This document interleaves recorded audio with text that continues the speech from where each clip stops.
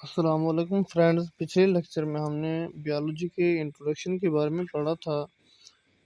तो आज का जो हमारा टॉपिक है वो है डाइवर्सिटी ऑफ लाइफ।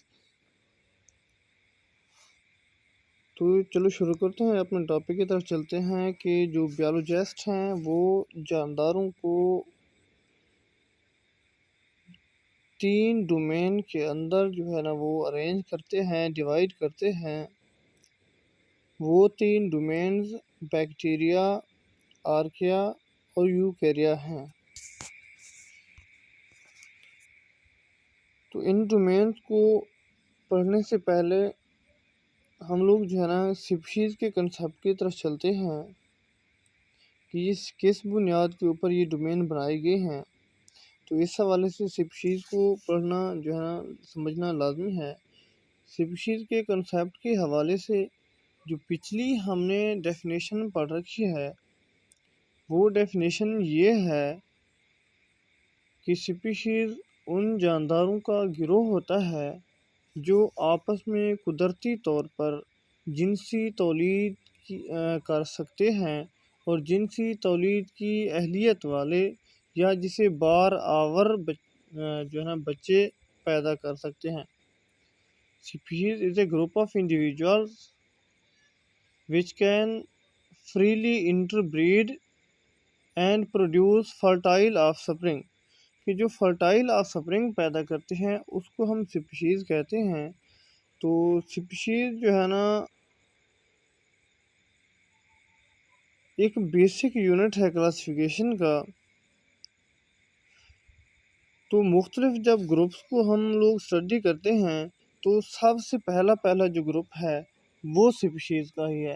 तो स्पीशीज़ को लिखते वक्त जो है ना बाइनॉमियल नोमेनक्लेचर के रूल्स को फॉलो किया जाता है और वो रूल्स ये हैं कि हर जानदार को एक स्पेशल नाम दिया जाता है और उस जानदार का जो पहला नाम है वो जीनस पर मुश्तमिल होता है और जो दूसरा नाम है वो स्पीशीज़ पर मुश्तमिल होता है।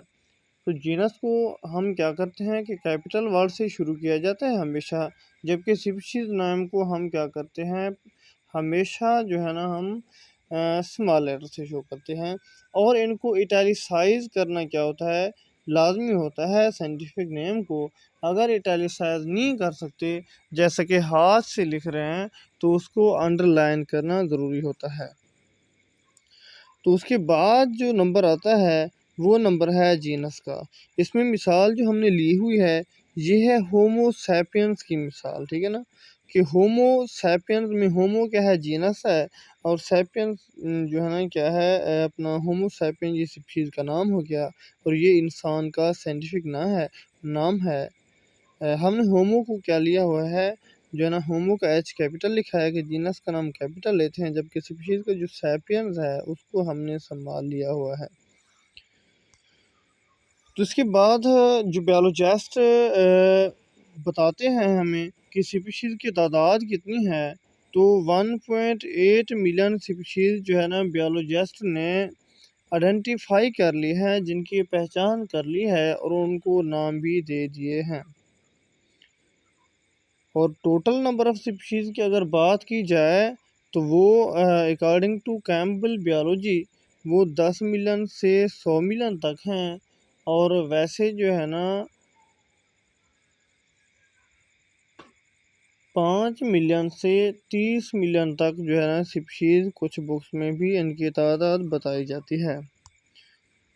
तो आगे हम चलते हैं कि ये जो टैक्सोनॉमी है ये है क्या, या ये जो ग्रुपिंग दे रहे हैं ना, इस ग्रुपिंग को जो है ना हम ये साइंटिफिक नेम देना और उनकी क्लासिफिकेशन करना, इस चीज़ को जो है ना उनकी और जाके इर्तकाई तारीख़ का मुताला करना, तो ये चीज़ क्या कहलाती है, टैक्सोनॉमी। तो हमें टैक्सोनॉमी का कंसेप्ट भी समझना लाजमी है, तब जाके हमें डाइवर्सिटी का कंसेप्ट समझ में आ जाएगा। कि जो ही हम ये आगे चलते जाते हैं ब्रॉडर ग्रुप्स की तरफ, तो हमें कुछ ब्रॉडर कैटेगरीज मिलती हैं। जब जैसे कि रेप्टाइल्स की बात अभी कर रहे हैं और इंसेक्ट्स की बात कर रहे हैं, इंसेक्ट्स में बटरफ्लाई आ जाते हैं और रेप्टाइल्स में स्नेक्स आ रहे हैं। तो टैक्सोनॉमी है क्या, ये पढ़ रहे हैं कि branch of biology that names and classifies species arranges species into hierarchy of broader and broader groups from genus, family, order, class and phylum to kingdom. यही है कि टैक्सोनॉमी के अंदर हम क्या करते हैं, एक वसी से वसी पैमाने पर जो है ना टैक्सोनॉमी के निज़ाम मरातिब की तरफ जाते हैं कि हम स्पीशीज़ से शुरू करते हैं, आगे स्पीशीज़ से फिर जीनस, फैमिली, ऑर्डर, क्लास और फाइलम, फाइलम से फिर किंगडम की तरफ हम बढ़ते जाते हैं। तो इसका जो है ना मकसद क्या होता है क्लासिफिकेशन का? क्लासिफिकेशन का मकसद होता है कि हम उनके दरमियान जो इर्तकाई मुतालिया है, इर्तकाई तारीख़ है, एवोल्यूशनरी हिस्ट्री है और जानदारों का जो आपस में ताल्लुक़ है वो मालूम करना होता है। तो किंगडम और डोमेन की जब हम बात करते हैं कि बियोलॉजिस्ट जो है ना जानदारों को 5 किंगडम्स, डोमेन हमने पढ़ ली हैं कि 3 डोमेन्स थी और इन डोमेन्स में 5 किंगडम मौजूद होते हैं, 5 किंगडम में तकसीम करते हैं। तो पहला जो किंगडम है किंगडम मुनैरा है, दूसरे नंबर पर किंगडम प्रोटेस्टा है, तीसरे नंबर पर किंगडम फंजाई है, चौथे नंबर पर किंगडम प्लांटी है और 5वें नंबर पर किंगडम एनिमिलिया है। तो ये जो हम 5 किंगडम क्लासिफिकेशन में डिवाइड कर रहे हैं, तो पहले जो है ना किंगडम में के अंदर 5 किंगडम क्लासिफिकेशन में जो रॉबर्ट व्हिटेकर ने पेश किया था वो जस्ट सिंपल जो है ना बुनियादों के ऊपर बयान किया गया था। लेकिन अब जो है हम उसको डीएनए सीक्वेंसिंग, ठीक है ना, ये लाजमी चीज़ है कि डीएनए सीक्वेंसिंग की बुनियाद पर ही हम किंगडम क्लासिफिकेशन में जो है ना 5 में तकसीम कर रहे हैं। और वो जो मार्गुलस और श्वार्ट्ज ने पेश किया था कि new method for assessing evolutionary relationship such as comparison of DNA sequencing, के नए एवोल्यूशनरी रिलेशनशिप मालूम करने के लिए मेथड नए आ रहे हैं जैसा कि डीएनए की सीक्वेंसिंग है। और इससे क्या हुआ है कि have led to an ongoing reevaluation of a number and boundary of kingdom, के किंगडम की जो बाउंड्रीज हैं उनकी तादाद है, इस हवाले से हमें नए जो है ना बुनियाद मिली है। तो इस डिबेट के ऊपर हम जितने भी चले जाएं डिवीजन के ऊपर, तो ये बिल्कुल ना ख़त्म होने वाली डिवीजन है।